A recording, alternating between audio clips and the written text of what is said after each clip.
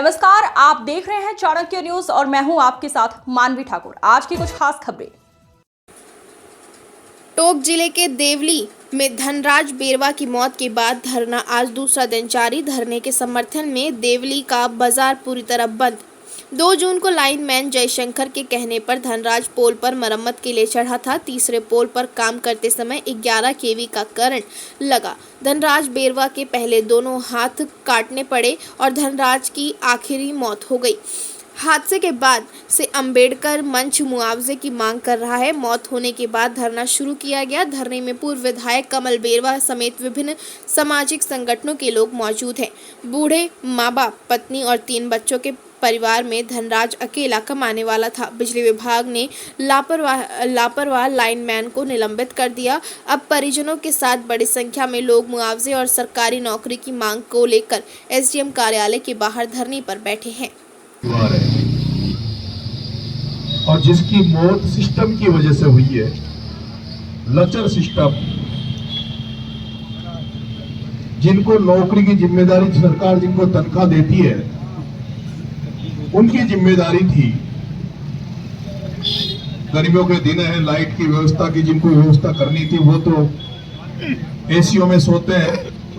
और एक व्यक्ति जो लाइट के बारे में एबीसीडी नहीं जानता, उसको बुलाकर खंबे पे चढ़ा दिया बिना सिट डाउन लिए। तो इसमें केवल गलती एक लाइनमैन की नहीं बल्कि पूरे बिजली विभाग की गलती है।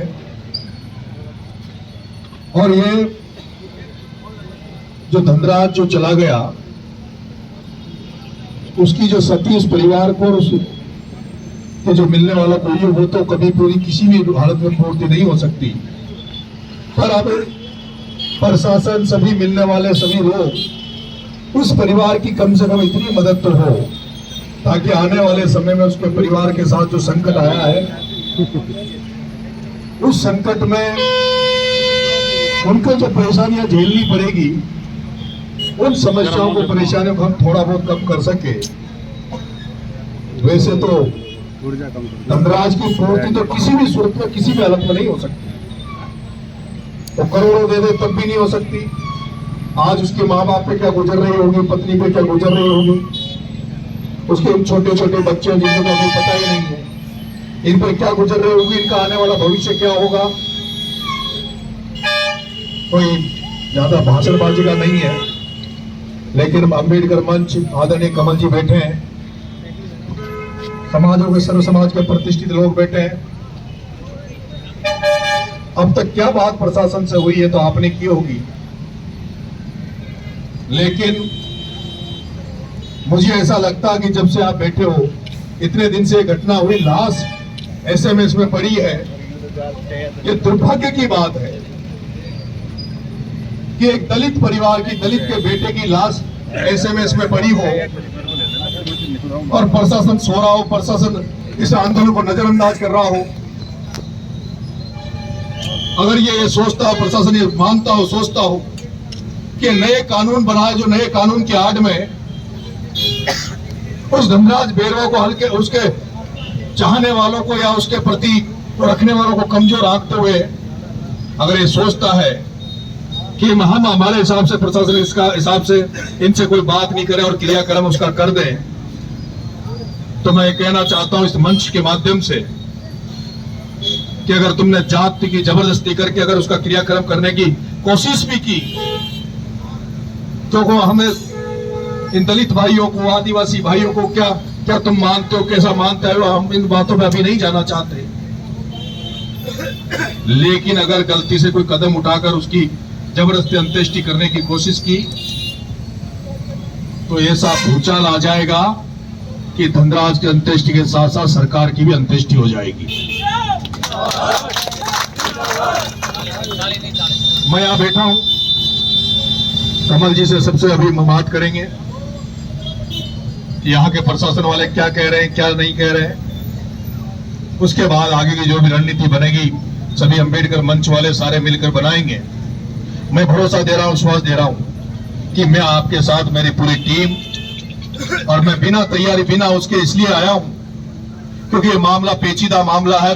लाश एसएमएस में पड़ी है तो सरकार को बिना धरना दिए, जैसे उसकी डेथ हुई थी, प्रशासन को सुबह सुबह उसके परिजनों के पास जाके कल ही घर वालों को संभाल लेना चाहिए था और घर वालों से कहना चाहिए था कि तुम्हारी क्या मांगे, क्या बात है, हम उनको पूरा करेंगे, चलो मेडिकल उनका पोस्टमार्टम करवाएं, उसके बॉडी को लाए, अंत्येष्टि करें। लेकिन 24 घंटे बीतने के बाद भी प्रशासन जिस तरह से इस मामले में लोगों को नजरअंदाज कर रहा है, इस आंदोलन को नजरअंदाज कर रहा है, उससे ऐसा लगता है कि यहाँ के जो टोंक का प्रशासन है, उनकी संवेदनाएं मर गई, उनकी भावनाएं मर गई। ऐसे में मैं पूरी तरह से, और मुझे भरोसा है अगर ये आंदोलन लंबा चला और मैं यहाँ बैठूंगा तो मुझे विश्वास है कि हजारों की तादाद में ये आंदोलन आगे बढ़ेगा। कल मेरे से कहा था कि भाई कल देवली शहर को बंद करें, मैंने मना कर दिया था इस शहर को बंद मत करना, इसलिए मत कर क्योंकि हम एक न्याय की लड़ाई लड़ने जा रहे हैं। लोगों को ऐसा नहीं लगना चाहिए कि इसकी आड़ में लोग और लोग परेशान हो, व्यापारी परेशान हो, कोई भी परेशान हो। लेकिन मैं प्रशासन से भी कहना चाहता हूं कि हमें ऐसा कोई कदम उठाने के लिए मजबूर ना करें जिससे हमें सड़कों पे उतरना पड़े और उससे यहाँ की लाइन ऑर्डर, यहाँ की कानून व्यवस्था खराब हो।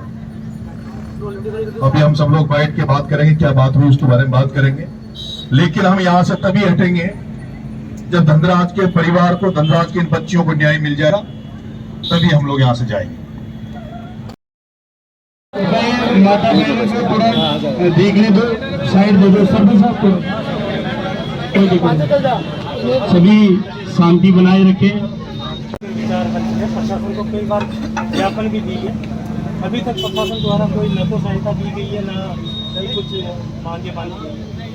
देखो 2 जून को दलित समाज का बेटा धनराज बेरवा को, जो लाइट के बारे में ज़्यादा समझता नहीं था, उसको लाइट विभाग वाले लोगों ने बुलाकर और एक ऐसे खंभे पे चढ़ा दिया लाइट सही करने के लिए जिसमें लाइट का प्रवाह था, बिना सिग्नल लिए उसको चढ़ाया, उसका एक्सीडेंट हुआ और वो SMS में धमकी था। आज अभी 24 घंटे हो गए, 24 घंटे पहले कल उसकी डेथ SMS हो गई। दुर्भाग्य की बात यह कि मदद करना, सहायता करना ये तो अलग बात है, लेकिन एक दलित परिवार के बच्चे की लाश 24 घंटे से SMS में पड़ी है, अभी तक ना उसका कोई पोस्टमार्टम हुआ है और ना प्रशासन ने आकर कोई परिवार से कोई ऐसी सांत्वना दी है, ना कोई बात की है, ना कोई ऐसी कार्रवाई की है, जिससे परिवार होकर परेशान होकर आज पूरा दलित समाज, सर्व समाज को साथ लेकर यहाँ इज्जत रास्ते में बैठा है और घंटों से ये लोग बैठे हैं, उसके बाद भी कोई सुनवाई हुई नहीं है। इसलिए हम सब लोग इनके साथ अम्बेडकर मंच है उनके साथ और दलित समाज के साथ यहाँ बैठे हैं और जब तक धनराज बेरवा को न्याय नहीं मिलता हमें सर आगे अधिकारी है, अधिकारी है, विषम तरीके में लोग बैठे हुए हैं, प्रशासन का दिखता हुआ नहीं देते, इस पर आपका क्या कहना है? अम्बेडकर मंच और संतोष के परिवार की जो मांग है वो ये मांग है कि भाई उनको उचित मुआवजा दिया जाए, जो भी दोषी कर्मचारी थे उन पर कार्रवाई की जाए, लेकिन अभी तक इनको कोई इस तरह का कोई आश्वासन मिला नहीं। और ऐसे में आप देख सकते हो कितनी बड़ी संख्या में लोग यहाँ इस तपती धूप में यहाँ बैठे हैं और जिनका बच्चा एक हो जाए, आज उस पर जो दुख का पहाड़ टूटा हुआ है, उसके लिए जब इतने सारे लोग यहाँ आए और HDM कार्यालय के सामने बैठे हैं, उसके बावजूद तो प्रशासन अलर्ट नहीं, तो प्रशासन आ नहीं रहा है, ये दुखद बात है।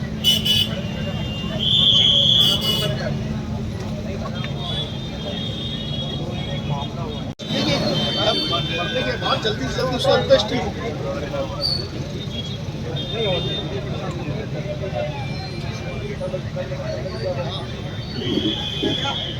कल टोंक में ऊर्जा मंत्री हीरालाल नागर का दौरा था, जब उनसे इन सवालों को लिए पूछा गया तो ऊर्जा मंत्री हाथ जोड़कर वहाँ से यानी उन्होंने कोई मीडिया के सवाल से हीरालाल नागर हर मामले से बचना चाहते हैं।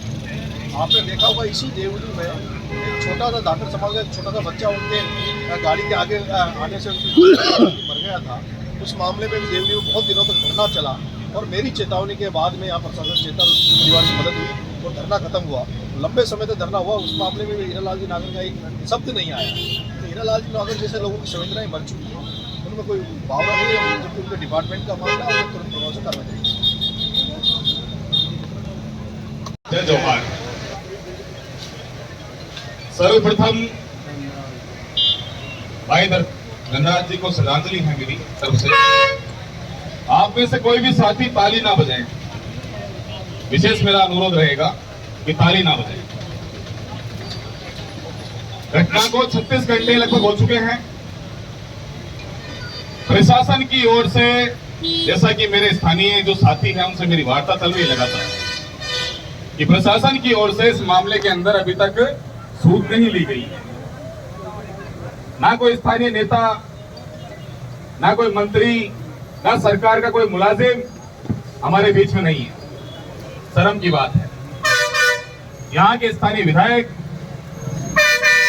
और इस प्रशासन की नाक के नीचे बिजली विभाग की लापरवाही के चलते भाई हमारे धनराज बैरवा, जैसा कि मैंने एफआईआर पढ़ी थी कि 2 पोल पे काम करने के बाद में तीसरे पोल पे चढ़े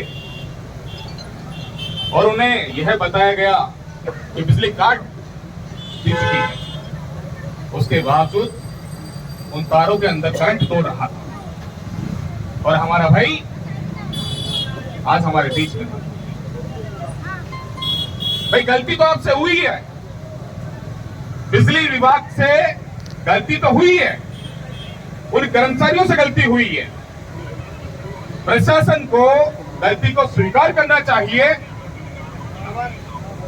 इस सरकार को बड़ा दिल रखते हुए इस परिवार को न्याय देना चाहिए।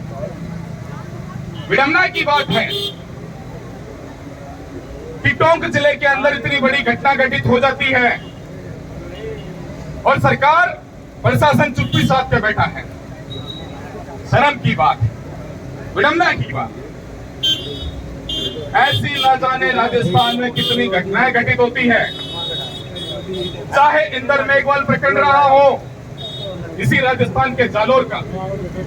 भाई हमारे नरेश जी बराबर कंधे से कंधा मिला करके उस लड़ाई में खड़े थे हमारे साथ, मजबूती के साथ। जितेंद्र पाल मेघवाल बाली के बाली का प्रकरण रहा हो, एक मूंछ रखने के नाम पर उसकी हत्या कर दी जाती है।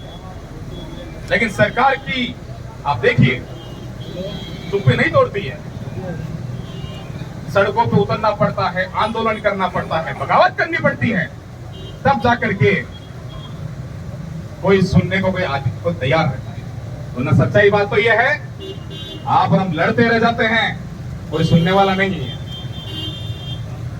नरेश मीणा जी ने जयपुर के अंदर आंदोलन किया था झालावाड़ के मामले को लेकर के, बताइए प्रशासन ने, सरकार ने सुनी क्या? भाई अनशन में बैठे, वो परिस्थितियां भी आ गई, लेकिन प्रशासन, ये सरकार, ये चुप्पी नहीं तोड़ी इन्होंने। शर्म की बात है। मैं पीड़ित परिवारजनों से कहना चाहता हूं, सुनिएगा मेरी बात को, चुप्पी साध के बैठने से कुछ होने वाला नहीं है। संवैधानिक तरीके से संविधान के दायरे में रहकर के मजबूती से हमारी लड़ाई को मजबूत करना होगा। ये लड़ाई एक दिन की नहीं है, एक दिन की लड़ाई नहीं है, ये लड़ाई लंबी है। जब तक न्याय नहीं मिलता है, मजबूती के साथ डट करके मुकाबला करना पड़ेगा इस शासन प्रशासन से। तैयार है आप सभी? तैयार हैं? डेड बॉडी का धनराज भाई आज हमारे बीच में नहीं है। उस बॉडी का, उसके साथ जितना गलत हो सकता था ना, हो चुका है, इससे गलत नहीं होगा। प्रशासन ये सोचे, सरकार ये सोचे कि जो कानून इन्होंने बनाया है, उस कानून के चलते कि हम राजस्थान के अंदर इनकी तानाशाही के चलते हम डेड बॉडी का दाह संस्कार कर देंगे या दबा देंगे इन लोगों को, तो दिमाग से ये जो आपके कीड़ा है, जो बुलबुला रहा है, इसे निकाल देंगे। यहाँ संघर्ष करने वाले लोग हैं, नरेश मीणा भाई जैसे हमारे साथी हैं, आप जैसे साथी हमारे बीच में हैं। चुप्पी तोड़नी पड़ेगी, हमारे बीच आना पड़ेगा और इस पीड़ित परिवार की जो न्यायोचित जो मांगे हैं, इन्हें माननी पड़ेगी। लेकिन शर्त है कि आप लोगों को मजबूती से मुकाबला करना पड़ेगा। तैयार है आप सभी? जय भीम।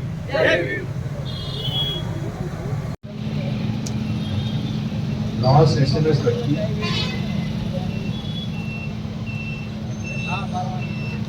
ये धीरे धीरे जब राजस्थान में पता लगेगा कि 24 घंटे से ऊपर लाश एसएमएस में रखी है, और अब तक तुमने देखा होगा ना राजस्थान में कई इस तरह के मामले होते हैं, तो प्रशासन धोखे देता, धोखे क्या जिन परिवारों में ऐसी ट्रेजेडी हो जाती है, प्रशासन उनके धोखे देता, फेर पड़ता है कि दाग लगा दो, साहब इस अंत्येष्टि कर दो, जो भी आपकी मांगे वो मानेंगे।